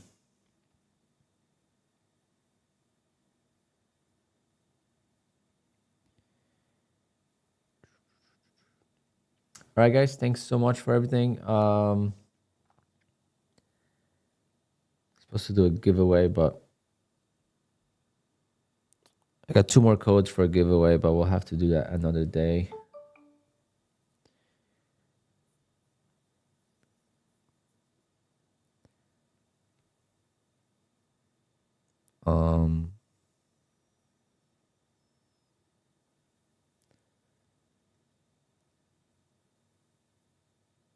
Yeah, next week we'll make up for it, guys. Next week we're gonna stream much longer and have a good time. Hopefully the market's better than it was yesterday, so the confidence stays high. Got to work on some risk management settings. Got to work on the mental side of things, because I also feel like every time I stream, I just talk about charts. I talk about trading itself, but I never like have time to go and download the software to prevent myself from over trading. I never check my status of my accounts. How many more days do I have to trade to get to a payout on this account? I have no idea. I never do that because when I end the stream, I'm done. I am checked out and I leave the computer and I don't come back to the computer. So it's a good thing, but at the same time, it does make me feel like I am a little bit unorganized. Like, I always wonder, why does Matt stream only for like an hour? And now I'm realizing, like, when you stream all day, you're screwed with time. I mean, you're not screwed because, you know, people work till 4 o'clock, and anyone that works till 4 o'clock is probably like, wow, this is actually not bad. Speak. I even said that yesterday, or 2 days ago. I went to a bagel place for lunch, and they close at 3 o'clock or at 2:30. I'm like, wow, that's so nice. Like, they close at 2:30. Yeah, they start at 5 o'clock in the morning, but they close at 2:30, and now they have all day to themselves. But then I was like, wait, if I stream till 2:30, I feel like I worked all day.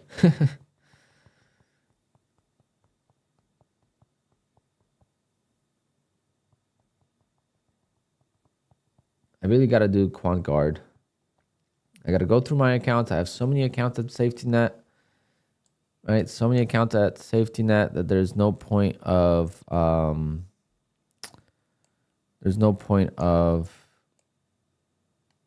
hate when QUANTOWER does that.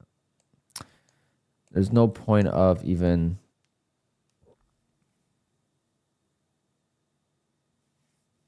risking those accounts in one trade. I will be getting a payout from Elite Trader Funding tonight on this account. $158,000 already. Wow.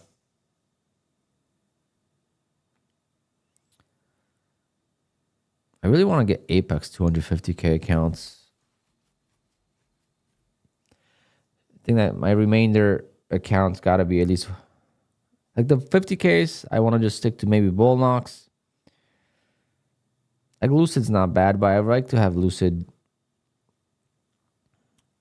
Lucid accounts were almost dead too, and I came back. So if you maintain above 75% win ratio, you should be able to lower your risk down.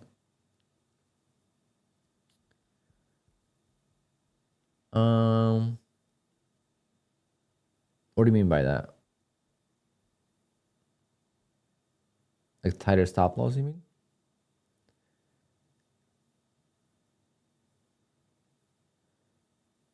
No, you could lock your account. You could always lock your account, Evan. But that's not what I'm talking about. I can't lock it in the trade itself. I need to have a... And when you lock the account...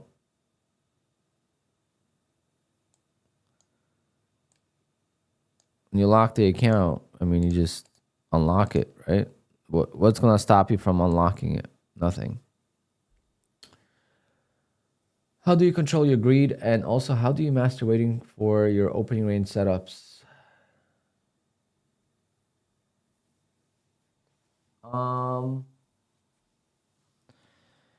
I think the win ratio, and basically when I started doing the opening range trade, right? Like I only did it on like 2 accounts or 1 account even. And back then I didn't trade that many accounts, maybe like 7. And what I realized is that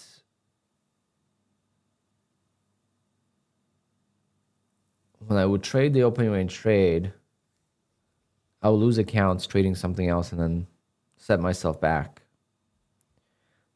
So that was one way to kind of fight the greed. I'm like, why am I doing this? Like, I know I want to make more because making $250 in a day is not a lot on a single account. It's going to take me forever to get to a payout. But if I trade another strategy on this account and I lose, I'm going to set myself back. So why would I want to do that?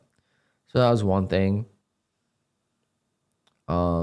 Obviously, to build up to this many accounts and to have trust in the opening range trade on this many accounts with this size, you need to have a high win ratio. There's just no other way. That's why I'm still trying to figure out this 2-legged pullback strategy to have as high of a win ratio as possible. So that way I could take, 5 accounts on that trade. So that way I don't risk everything on the opening range trade. Because when the opening range trade loses, I do feel like I am oversized. Like, that's why, like, you don't see me, like, be all happy right now, even though I just made $15,000 in 7 seconds. I mean, when it comes to efficiency, I would say I am one of the most efficient traders out there. Because in 7 seconds today, I made $15,000. 7 seconds.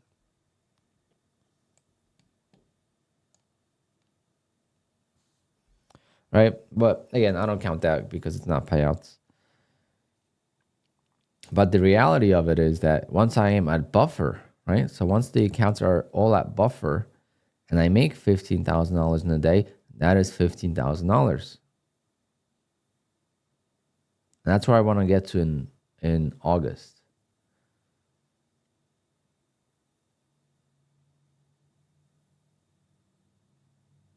I'm not a streamer, but I made 1.6K times 27 funded. Let's go. What prop firms are you funded with? That's an amazing day, man. That's a $30,000 day.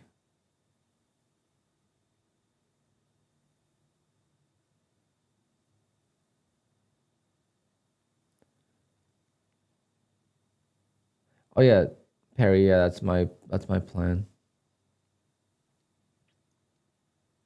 45K, yeah, my math is way off.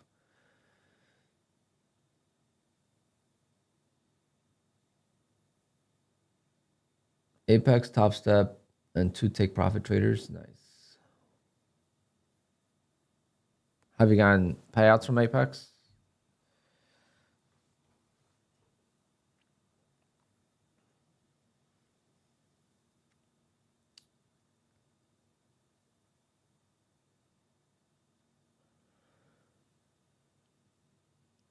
Oh my God, it's 11:30. I was saying goodbye half an hour ago. This is why I am disorganized. How many accounts was a 15K win?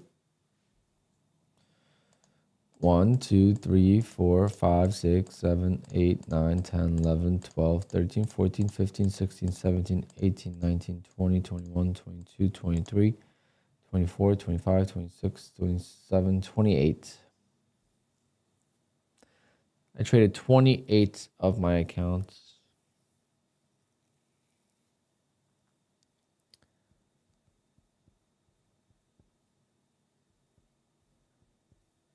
It's like a $16,000 win, really.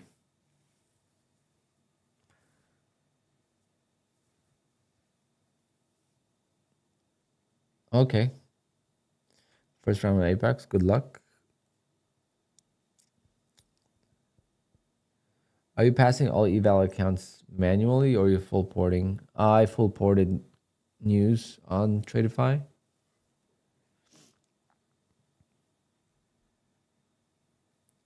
Every news event we've had over the last, I don't know, feels like over the last couple months, it's always been longs. Just go long before the news. Everything's been long. It's crazy.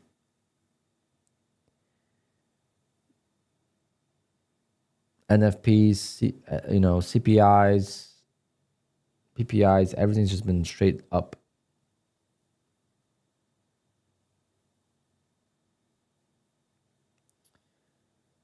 You trade gold. Very nice. It's different. Maybe you should start a YouTube channel because not many people trade gold on YouTube.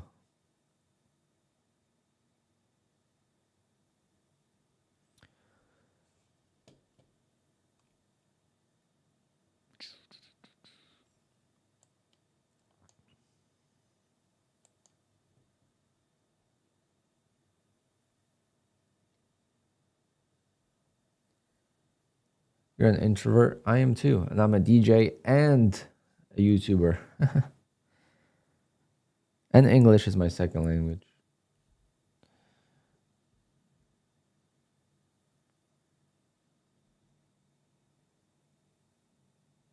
Do I have any accounts to trade that? I have evals that I haven't started yet because I keep forgetting to add them. Every time someone mentions trade day on stream, I'm like, how do I forget to put them into the copy trader?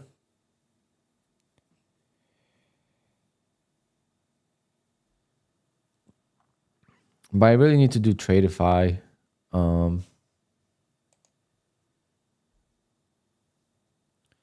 bigger payout on Tradeify. I really need to get there. That's my goal. And obviously take profit trader would be primary focus, but take profit trader evals are slow. So I'm going to reset one account, 125K account for Monday. Even though I don't know if I want to anymore. 25Ks are good, but when I lose on the opening range trade, the 25K is gone.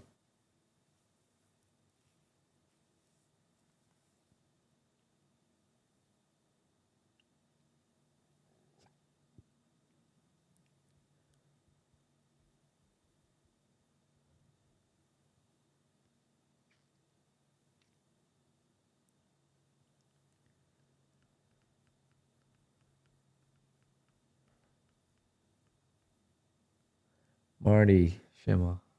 Day traders, no, I don't have any accounts with them. Funding ticks, I might get some straight to funded. Kind of tired of doing evals.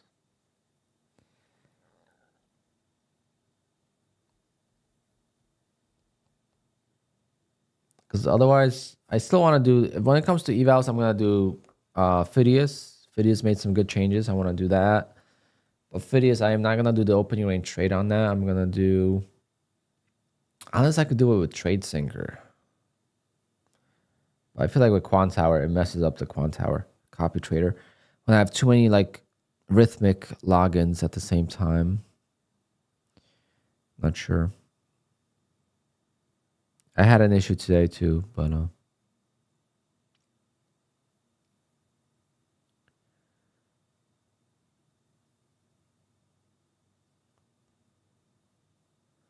the payouts work different.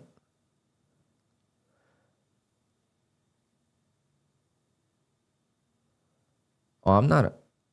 See, you just reminded me. I'm very far from a payout on this account. This account, I need to make $9,000 to get a payout, versus these accounts, I just need to make $4,500 to get a payout.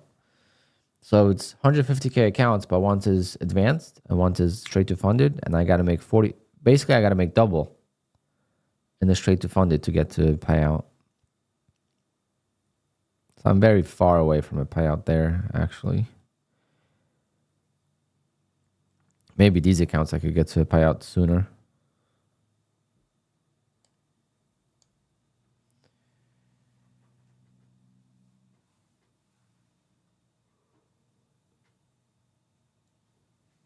It's not really worth it. I don't think it's worth it. Unless you get a lot of accounts and a lot of payouts, it's not worth it. It's so expensive.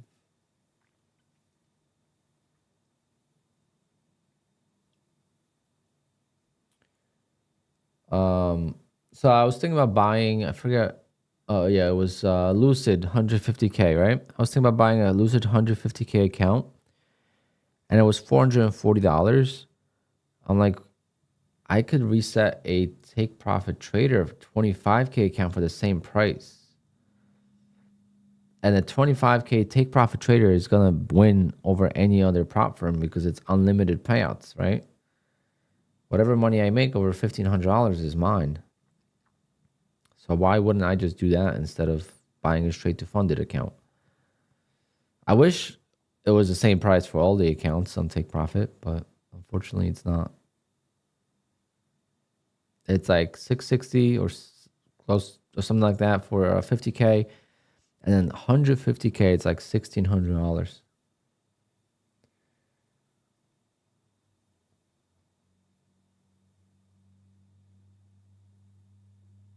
Yeah, 8K day will ruin the consistency for sure. But then you have cushion, so then you just take your time. I love that you can reset take profit accounts. Yeah, that's how they make money. That's how they make the money. I'm getting another payout today from Take Profit Trader, so I'm thinking about resetting one account.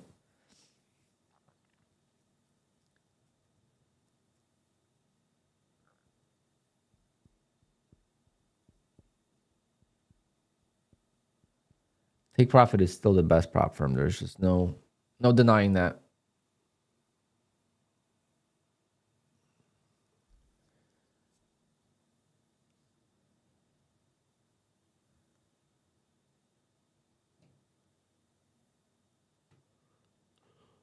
Oh, if I had 150K accounts times 5 on Take Profit Trader and I took an opening range trade and I won, it would be $5,000 profit in my pocket every day. I go on the 5-day winning streak, that's $25,000. And I could just keep resetting those accounts. At that point, reset those accounts and just keep growing. Maybe I could go on a 10-day winning streak, 15-day winning streak.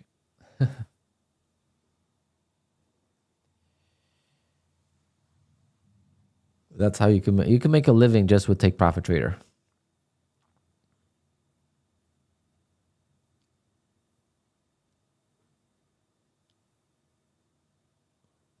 But it's hard.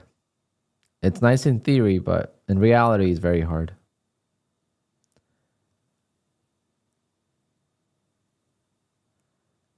Chat, for me, I've lost 4 times since May, whatever it was. So last 44 days, I lost 4 times. One time I lost, it was my fault. So technically I lost 5 times, but the strategy itself lost 4 times for me. But there's days I got very lucky. There's definitely days where I got very lucky that I could have lost if I just placed my order slightly different. I'm going to start hating the trailing drawdown. But why? The trailing drawdown is not that bad. I feel like people don't understand how the trailing drawdown works, and that's why they panic. People think that when you lose a trade, right? So if trailing drawdown sucks on a 25K account, not going to lie. But when you have a bigger account, like a 50K or ideally 150K account, and you have $5,000 worth of drawdown, if you take a trade and you lose $1,000 worth of drawdown from the top of the account, who cares? Are you going to risk $4,000 on the next trade? No, right? Because you are a risk manager and you are going to trade properly. So if you're going to trade properly and you have a 150K account with $5,000 worth of drawdown, let's say you were up $1,000, let's say you were up $2,000 on the trade and it went, $1,000 against you as a trail and you stopped out. Let's say you had, let's say you had 6 contracts. You're up $2,000. You sell 3 contracts. You hold the 2 for break even. You sell them at break even. You lost $1,000 worth of drawdown. Who cares? Who cares? You lost $1,000 worth of drawdown. Guess what? Next trade, you have $4,000 of static drawdown. You have a $4,000 static drawdown. Because once you are not at the highest point of your account, you have static drawdown. Okay? You don't have trailing drawdown anymore. It's now static. And that's what people don't understand. People think that you're going to lose $1,000 on this trade. So if I take another trade and I lose $1,000 worth of drawdown, unrealized, profit, that you lose additional $1,000 worth of drawdown. You don't. It's from the highest point of the account. It's if you are, down $1,000 in your drawdown, but you are still break even on the account, you have to get that account over the full drawdown again in order for it to become trailing. Otherwise, it's just static. I didn't understand that for a while. That's why I hated trailing drawdown in the beginning. I made a video about trailing drawdown and I realized I made the video was completely wrong because you don't lose drawdown on the second trade if you're not at the highest point of the account. And I wish I could show you an example of what I mean. So this is like no, it's not a good example because my bull knocks should be a good example.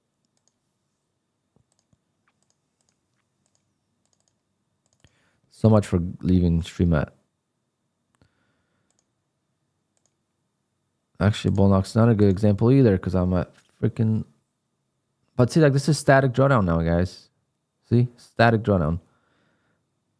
I went over the trailing and now it's static.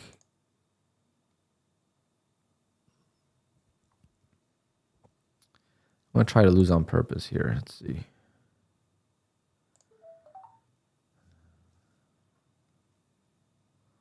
It'd be nice if one of my profit first.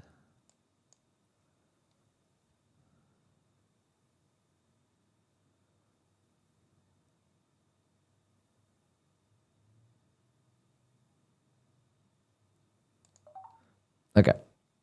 So I have 23.69 in drawdown. All right. So I'm not at full $2,500. What is 25 minus 23.69? That is $131. Until I make $131, I have static drawdown.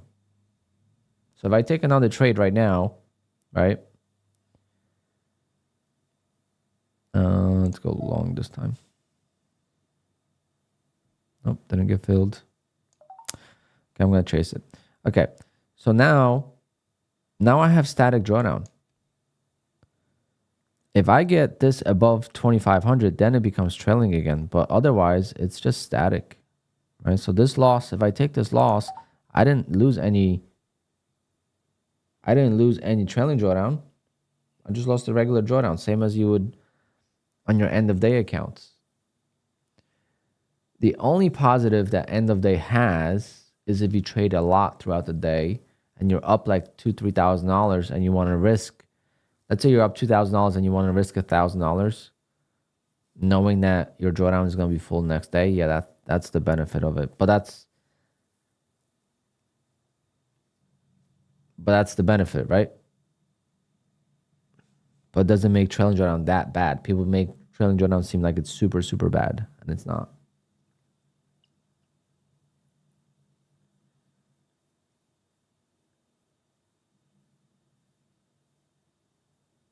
You often lose the account because of the trailing watermark. But you would lose a end of day account as well. There's no difference. End of day account also trails. It just trails at the end of the day, not intraday.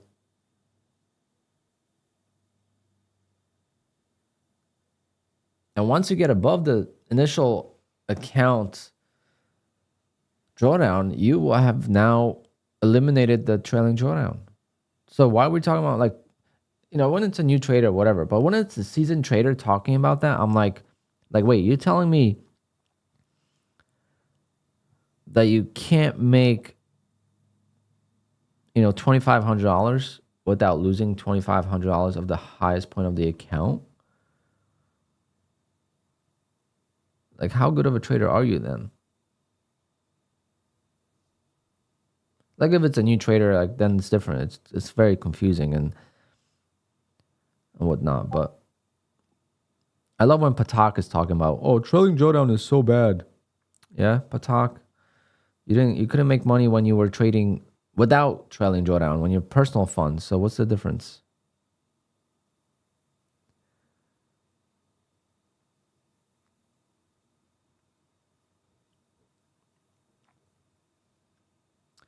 I hate that. I really hate it. I'm like if there was, people don't realize, if there was no trailing drawdown, people would just hedge everything, okay? You could just go and hedge every single prop firm and, you know, have a buddy with you and your buddy goes long, you go short, and you're going to make money, okay? You're going to make $200,000-$300,000 a year after fees, and you're going to split the money and you'll be good. There's no trailing drawdown, you could just hedge. If there's no daily loss limit and there's no scaling rules, you could just hedge. You know, so it's like prop firms would not exist. And there's stuff like that that's already happening, right? But it's just, right now it's a headache. Right now it's a big headache, so it's not as easy. But if they made it easy, then people would do it and prop firms would just not exist.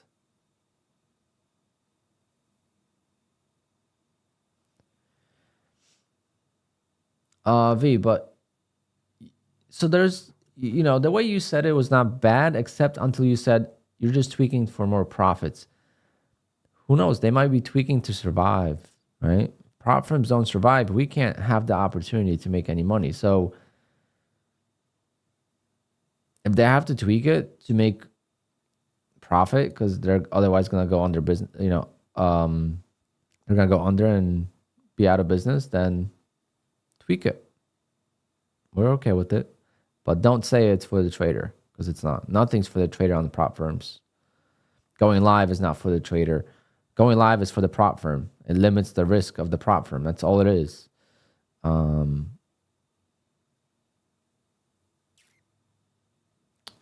You know, prop firms and their traders are actually enemies, or there's a competition, right? We compete with the prop firm that we're trading with. So we're in competition. We're not together. We're not on the same team as much as they would think we are. That's why it's so funny when I see like beef between prop firms. I'm like, why? I don't care. I'm going to trade with both of your prop firms if they're good. If they're not good, I'm not going to trade with either of you. So what's the difference?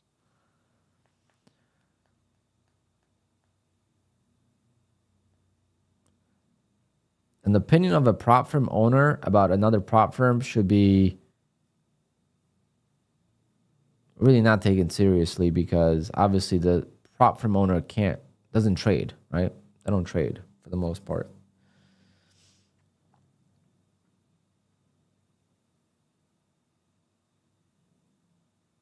Yeah, we're going to trade with all of them. We're not going to worry about the small things. You just make the best product you can and then let the traders decide. It's not like brokers have to fight for business, you know? Brokers, most traders that are trading personal accounts, big accounts, they have one broker, and brokers have to fight for that business of that trader. But when it comes to prop firms, there's so many prop firms and there's so many ways to copy trade, and not even copy trade. You don't even have to copy trade. You could just trade them individually, but still worth trading them. All right, guys. 11:52, an hour. An hour since I said goodbye. I'm crazy. All right, guys. I'll see you all on Monday. Have a great weekend. Follow me on Twitter. That's where I'll be posting the P&L from tomorrow.